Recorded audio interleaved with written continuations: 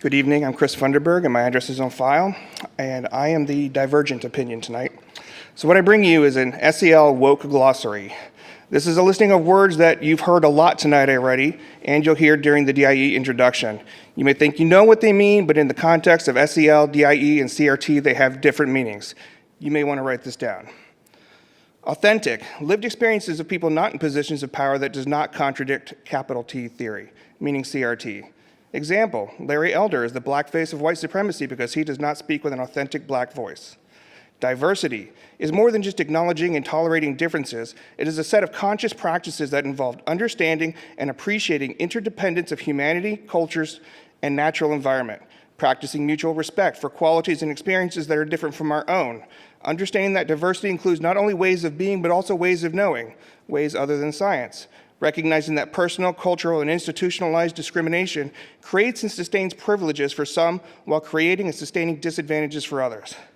Building alliances across differences so that we can eradicate all forms of discrimination. Equity, the notion of being fair and impartial as an individual engages with an organization or system, particularly systems of grievance. It reflects processes and practices that both acknowledge that we live in a world where everyone has not been afforded the same resources and treatment while also working to remedy this fact. Inclusion, the notion that an organization or system is welcoming to new populations and/or identities. This new presence is not merely tolerated, but expected to contribute meaningfully into the system in a positive, mutually beneficial way. Inclusive processes and practices are one that strive to bring groups together to make decisions in collaborative, mutual, equitable ways. You'll hear from the Chief Diversity Officer tonight with lots of flowery wording, including some partial definitions that I've stated. What you may not realize is that diversity in the woke sense, while claiming to tolerate differences, requires that one believes that some people have privileges and others are marginalized based solely on immutable characteristics. It requires redressing these inequities by giving privilege to the marginalized and marginalizing the privileged, as outlined by critical race theory.